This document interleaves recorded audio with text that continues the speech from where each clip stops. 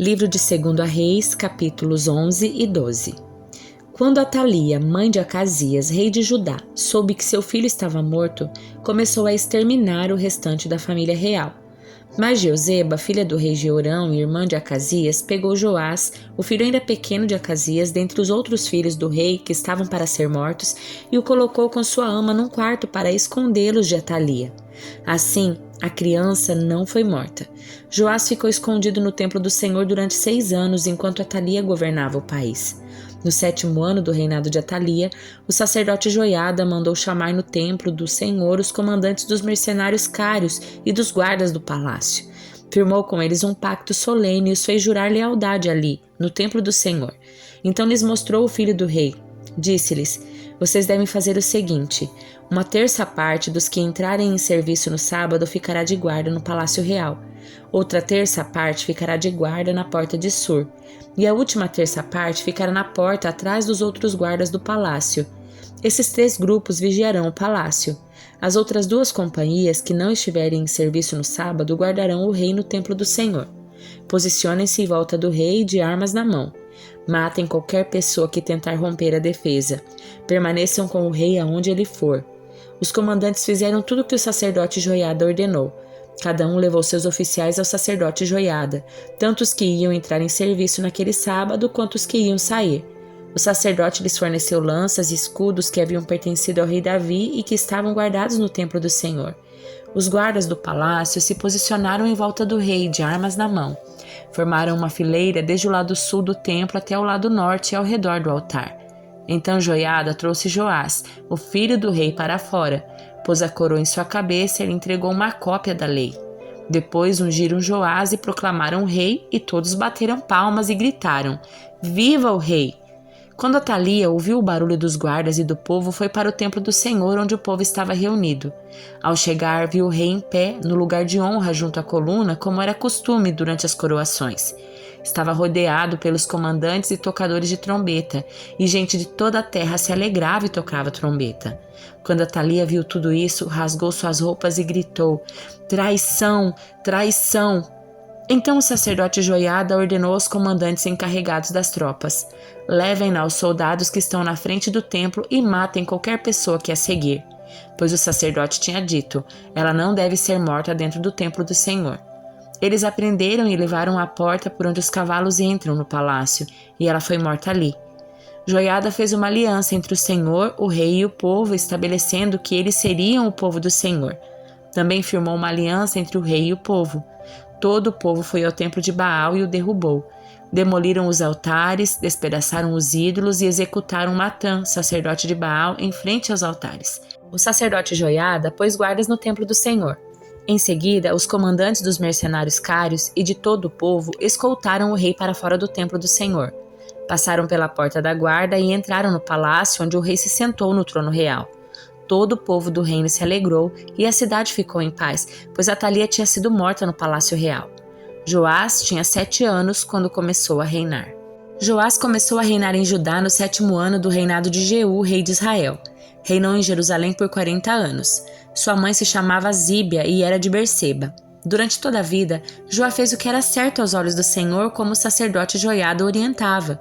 Mesmo assim, não destruiu os santuários idólatras e o povo continuou a oferecer sacrifícios e a queimar incensos nesses lugares.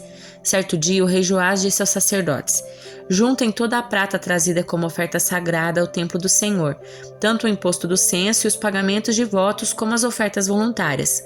Cada sacerdote deve recolher a prata com um dos tesoureiros e usá-la para fazer reparos necessários no templo. Contudo, no 23º ano do reinado de Joás, os sacerdotes ainda não haviam feito os reparos no templo. Então o rei Joás chamou Joiada e os outros sacerdotes e lhes perguntou: por que ainda não fizeram os reparos no templo? Não recebam mais a prata dos tesoureiros, exceto a que for usada para reparar o templo.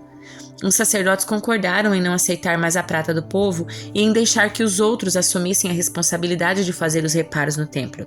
O sacerdote Joiada fez uma abertura na tampa de uma caixa grande e a colocou do lado direito do altar na entrada do templo do Senhor. Os sacerdotes que guardavam a entrada colocavam na caixa todas as contribuições do povo.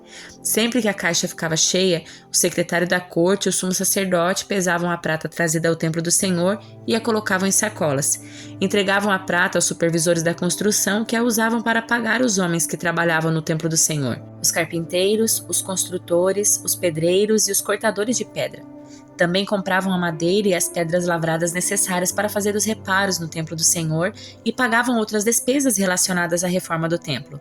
A contribuição trazida ao templo não era usada para fazer taças de prata, nem cortadores de pavio, nem bacias, nem trombetas, nem outros utensílios de ouro ou prata para o templo do Senhor.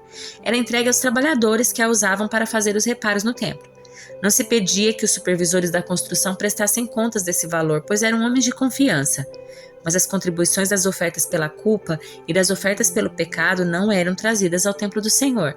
Eram entregues aos sacerdotes para seu uso pessoal. Nessa época, Hazael, rei da Síria, guerreou contra Gate e a conquistou. Então resolveu atacar Jerusalém. O rei Joás recolheu todos os objetos sagrados que Josafá, Jeorão e Acasias, os reis anteriores de Judá, tinham consagrado e os que ele mesmo consagrara. Enviou-os a Hazael junto com todo o ouro que havia na tesouraria do templo do Senhor e no palácio real. Com isso, Hazael suspendeu o ataque a Jerusalém. Os demais acontecimentos do reinado de Joás e tudo o que ele fez estão registrados no livro da história dos reis de Judá. Os oficiais de Joás conspiraram contra ele e o assassinaram em Bet-Milo, na entrada para Sila. Os oficiais que o assassinaram foram Josacar, filho de Simeate, e Jeozadab, filho de Somer. Joás foi sepultado com seus antepassados na cidade de Davi. Seu filho Amazias foi seu sucessor. Eclesiastes capítulo 9. Dediquei-me também a investigar isso. Embora os justos e os sábios e também suas ações estejam nas mãos de Deus, ninguém sabe o que os aguarda, seu amor ou o ódio. No fim, todos têm o mesmo destino, seja a pessoa justa ou a perversa, boa ou má, cerimonialmente pura ou impura, religiosa ou não. Ocorre o mesmo à pessoa de bem e ao pecador. Aquele que faz promessas a Deus é tratado como que temem fazê-lo. É uma grande tragédia que todos debaixo do sol tenham o mesmo destino. Além disso, o coração das pessoas está cheio de maldade. Elas seguem seu próprio caminho de loucura, pois não há nada adiante, senão a morte. Só para os vivos há esperança. Como dizem, melhor ser um cão vivo que um leão morto. Os vivos, pelo menos, sabem que vão morrer. Mas os mortos nada sabem, já não têm recompensas para receber e caem no esquecimento. Amar, odiar, invejar, tudo que já fizeram ao longo da vida passou há muito tempo, já não participam de coisa alguma que acontece debaixo do sol. Portanto, coma sua comida com prazer, beba seu vinho com alegria, pois Deus se agrada disso. Vista roupas elegantes e use perfume. Viva alegremente com a mulher que você ama todos os dias desta vida sem sentido que Deus lhe deu debaixo do sol, pois essa é a recompensa por todos os seus esforços nesse mundo. Tudo o que fizer, faça bem feito, pois quando descer à sepultura não haverá trabalho, nem planos, nem conhecimento, nem sabedoria. Observei outra coisa debaixo do sol. Aquele que corre mais rápido nem sempre ganha a corrida, e o guerreiro mais forte nem sempre vence a batalha. Às vezes os sábios passam fome, os sensatos não enriquecem e os instruídos não alcançam sucesso. Tudo depende de se estar no lugar certo na hora certa. Ninguém é capaz de prever quando virão os tempos difíceis. Como peixe na rede ou pássaro na armadilha, as pessoas caem em desgraça de modo repentino. Outro exemplo de sabedoria me impressionou enquanto eu observava como as coisas funcionam debaixo do sol. Havia uma cidade pequena com poucos habitantes e um grande rei veio com seu exército e a cercou. Um homem sábio, mas muito pobre, usou sua sabedoria para salvar a cidade. Depois, porém, ninguém se lembrou de lhe agradecer. Por isso pensei, embora a sabedoria seja melhor que a força, o sábio é desprezado quando é pobre. Suas palavras logo são esquecidas. É melhor ouvir as palavras calmas da pessoa sábia que os gritos do rei tolo. É melhor ter sabedoria que armas de guerra, mas um só pecador destrói muitas coisas boas. Gálatas capítulo 2. 14 anos depois, voltei a Jerusalém, dessa vez com Barnabé, e Tito também nos acompanhou. Fui para lá por causa de uma revelação. Reuni-me em particular com os líderes e compartilhei com eles as boas novas que tenho anunciado aos gentios. Queria me certificar que estávamos de acordo, pois temia que meus esforços anteriores e presentes fossem considerados inúteis. Mas eles me apoiaram e nem sequer exigiram que Tito, que me acompanhava, fosse circuncidado, embora fosse gentil. Essa questão foi levantada apenas por causa de alguns falsos irmãos que se infiltraram em nosso meio para nos espionar e nos tirar a liberdade que temos em Cristo Jesus. Sua intenção era nos escravizar, mas não cedemos a eles nem por um momento, a fim de preservar a verdade das boas novas para vocês. Quanto aos líderes cuja reputação, a propósito, não fez diferença alguma para mim, pois Deus não age com favoritismo, nada tiveram a acrescentar àquilo que eu pregava. Ao contrário, viram que me havia sido confiada a responsabilidade de anunciar as boas novas aos gentios, assim como a Pedro tinha sido confiada a responsabilidade de anunciar as boas novas aos judeus. Pois o mesmo Deus que atuou por meio de Pedro como apóstolo aos judeus, também atuou por meu intermédio como apóstolo aos gentios. De fato, Tiago, Pedro e João, tidos como colunas, reconheceram a graça que me foi dada e aceitaram Barnabé e a mim como seus colaboradores. Eles nos incentivaram a dar continuidade à pregação aos gentios, enquanto eles prosseguiram no trabalho com os judeus. Sua única sugestão foi que continuássemos a ajudar os pobres, o que sempre fiz com dedicação. Mas quando Pedro veio a Antioquia, tive de opor-me a ele abertamente, pois o que ele fez foi muito errado. No começo, quando chegou, ele comia com os gentios. Mais tarde, porém, quando vieram alguns amigos de Tiago, começou a se afastar com medo daqueles que insistiam na necessidade da circuncisão. Como resultado, outros judeus imitaram a hipocrisia de Pedro e até mesmo Barnabé se deixou levar por ela. Quando vi que não estavam seguindo a verdade das boas novas, disse a Pedro diante de todos: se você que é judeu de nascimento vive como gentil e não como judeu, por que agora obriga esses gentios a viverem como judeus? Você e eu somos judeus de nascimento e não pecadores como os judeus consideram os gentios. No entanto, sabemos que uma pessoa é declarada justa diante de Deus Pai pela fé em Jesus Cristo e não pela obediência à lei. E cremos em Cristo Jesus para que fôssemos declarados justos pela fé em Cristo e não porque obedecemos à lei, pois ninguém é declarado justo diante de Deus pela obediência à lei.